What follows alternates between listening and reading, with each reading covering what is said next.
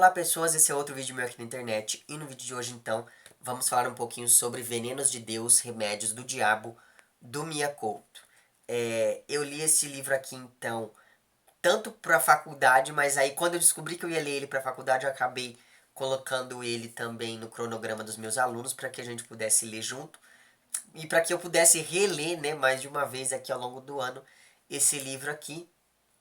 Enfim, que eu não sei por que razão, mas o único livro que eu me lembro de ter feito vídeo aqui no canal é lá um tempo chamado, como é que é? Um rio chamado Tempo, uma terra, uma casa chamada Terra, ou algo do tipo. E eu não sei por quê, porque de lá pra cá eu li alguns outros livros do Miyakoto e eu sempre gostei bastante desses livros. Na verdade, eu li mais 3 livros do Miyakoto. Esse, A Varanda do Frangipane e o outro Pé da Sereia, se não me engano. Mas enfim, até então não havia. Eu sempre me esqueço de falar dos livros dele. Então, para tentar me redimir, eu resolvi fazer esse vídeo aqui agora. Mas enfim, esse daqui então é um romance de 2008, né, do Mia Couto. E eu acho que o principal aspecto desse romance, a principal uma coisa que salta aos olhos desde o título do romance é um aspecto que preza pela mestiçagem. Ou antes do que mestiçagem, porque quando a gente fala de mestiçagem sempre tem aquela coisa que nos liga a raças, não é? Antes de falar em mestiçagem, eu acho que é interessante a gente pensar em hibridez. Eu acho que hibridez é uma palavra melhor do que mestiçagem. Porque hibridez dá essa ideia de duas forças ou de dois elementos distintos que acabam, enfim, se interpenetrando. É mais ou menos isso que a gente tem aqui nesse livro, desde já do título, né? Se a gente pensa que os venenos vêm de que os venenos, que são uma coisa negativa, vêm de Deus, e que os remédios, que são uma coisa positiva, vêm do diabo, o que a gente tem é uma relativização dessas forças que, nesse primeiro momento, são forças até metafísicas que acabam, enfim, se interpenetrando desde já de o título do livro, e isso vai ficando claro à medida em que o livro avança, em como que essas forças vão se, se, se hibridizando à medida em que o texto avança. E essa hibridez, claro, ela acontece, então, no título, ela acontece na linguagem que o Miyakoto usa, que é esse híbrido entre o português e essas línguas crioulas. Essa hibridez ela está também na construção dos personagens.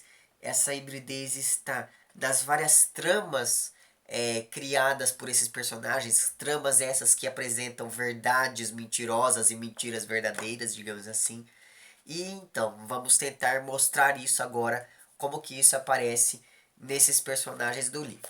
Ao contrário de vários outros livros do Miyakoto, nesse livro aqui o que a gente tem é o foco em basicamente 3 personagens distintas, né? Porque nos livros do Miyakoto geralmente tem 10 personagens. Enfim, então você tem aqui o Sidônio Rosa, que é esse médico português que foi para essa aldeiazinha chamada Vila Cacimba, em Moçambique, para poder cuidar de uma epidemia de uma determinada doença que eu já não me lembro se é meningite, mas enfim. Só que à medida em que o livro avança, a gente começa a perceber que ele foi por conta disso, mas ele não foi só para isso.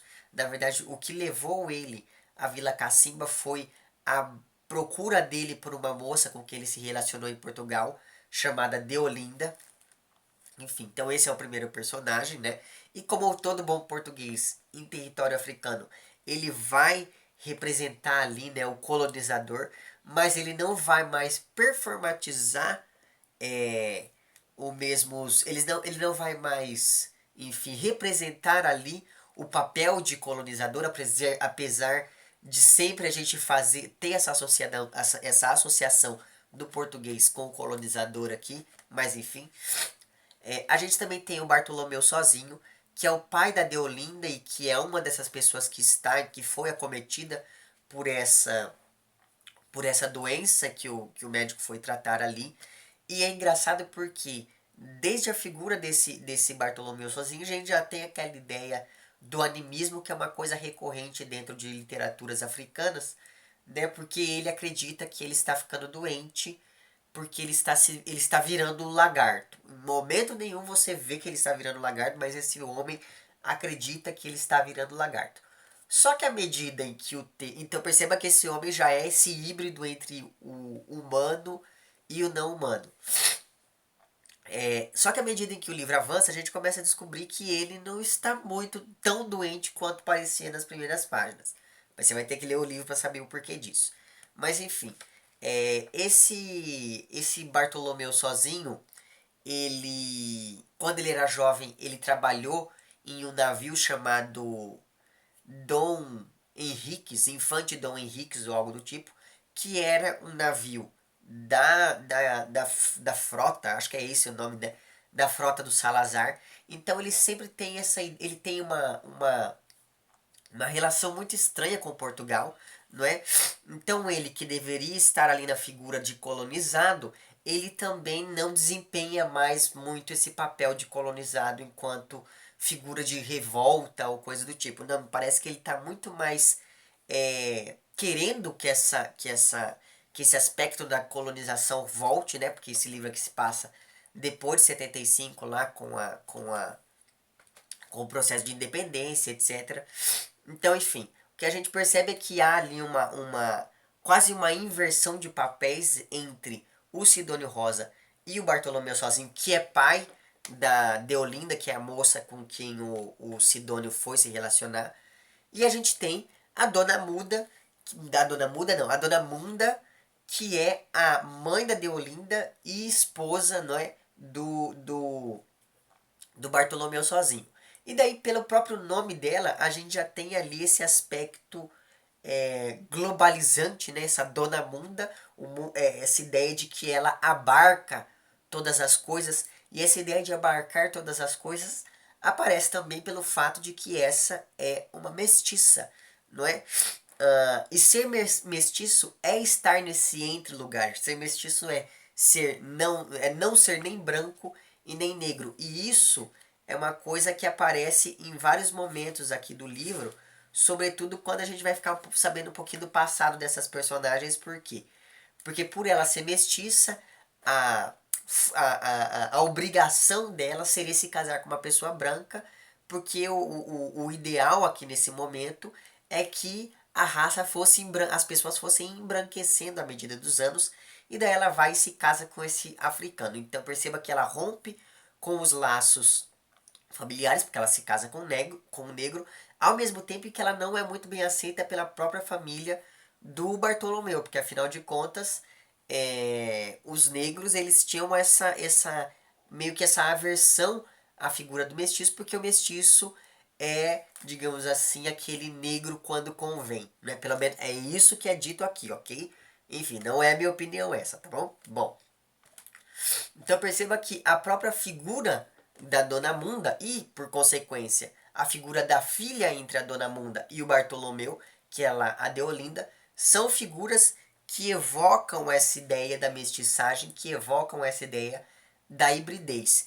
E a própria maneira com que essa história vai sendo composta aqui, com essa mistura de ditos populares africanos e portugueses, tudo isso vai criando uma espécie de quadro em que a gente vai observando essa mistura de culturas, de raças, de crenças, de religiões e assim por diante. E por fim nós temos a figura da Deolinda, que é uma personagem que só aparece en passant aqui no livro. Ela não aparece em nenhum momento da história enquanto as coisas estão acontecendo, ela só é lembrada em vários momentos, né?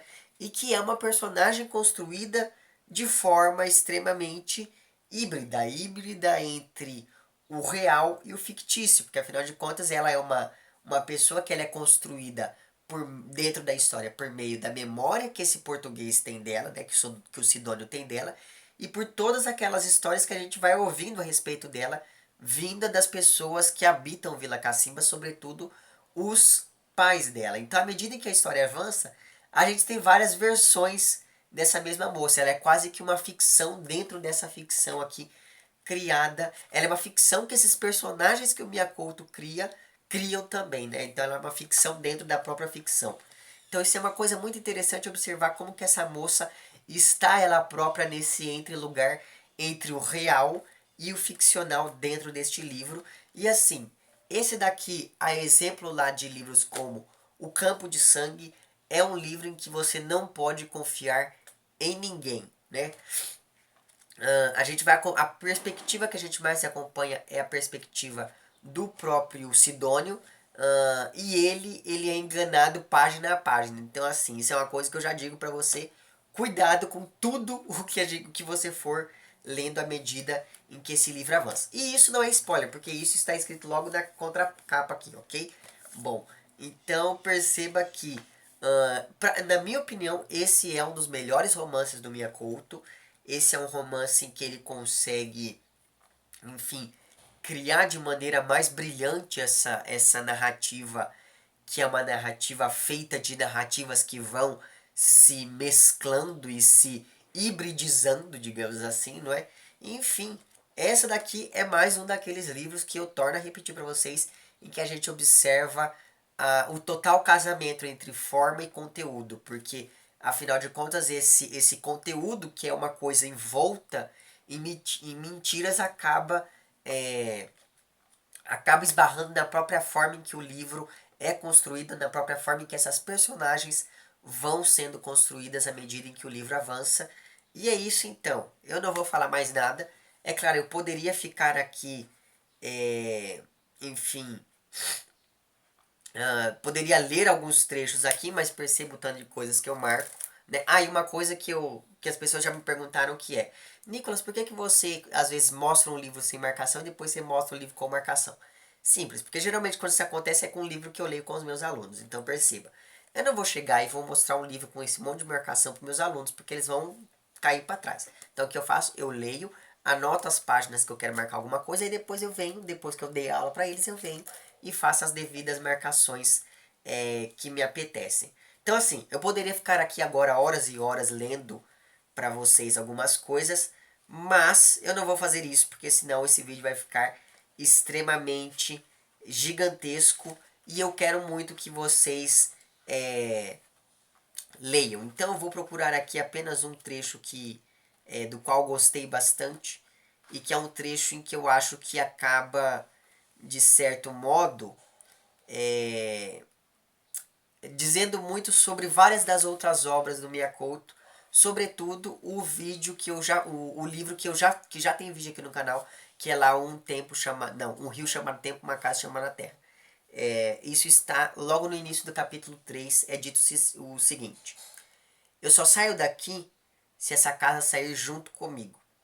Depois de tantos anos, deixamos de viver na casa e passamos a ser a casa onde vivemos. Gente, essa frase é muito bonita, sobretudo no contexto em que ela aparece, porque quem diz isso é o Bartolomeu sozinho, e ele, por acreditar que está se tornando um lagarto, ele não sai do quarto. Então, assim, essa frase ela vai ganhando uma força cada vez maior à medida em que o livro avança, porque você vai percebendo que esses personagens, esses quatro personagens, até mesmo a Deolinda que não aparece, mas que é mencionada aqui, que ela enfim, a presença dela se dá pela sua ausência, né?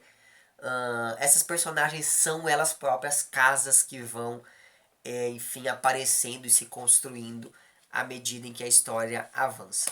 E enfim, é isso então. Fica aqui a dica de mais esse livro excepcional do Miyakoto. E eu pretendo no ano que vem vir falar de outras coisas dele, certo? É isso então.